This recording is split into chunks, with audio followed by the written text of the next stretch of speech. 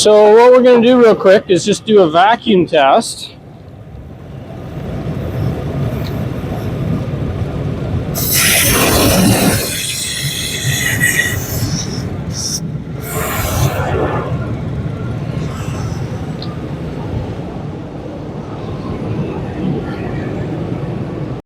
So for manifold vacuum at idle, rule of thumb is about 18 to 22 inches of mercury. I'm at about 16 inches, but that isn't going to be a problem for me because I'm in Calgary, Alberta, Canada. So I'm a couple thousand feet up. I know I lose an inch of mercury per 1,000 foot of elevation.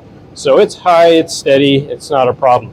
The other two tests that we do for manifold vacuum is vacuum snap test.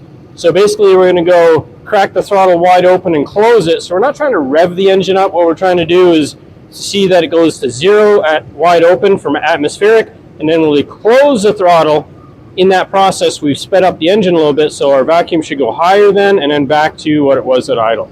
So let's do that. So wide open, close. Wide open, close. So both of those are pretty normal. The last test we'll do is about 2,000 RPM. So we're going to raise the RPM.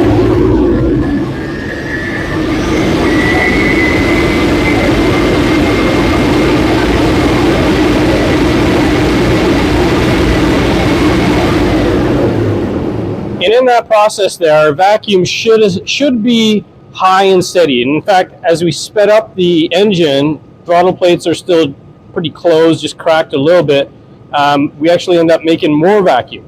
So what I was checking there is if the catalytic converter or exhaust system had any restriction. If it was restricted, then that vacuum wouldn't be nice and high and steady. It would actually bleed off, and bad restricted exhaust would actually bleed down to 0 or 0 vacuum on that.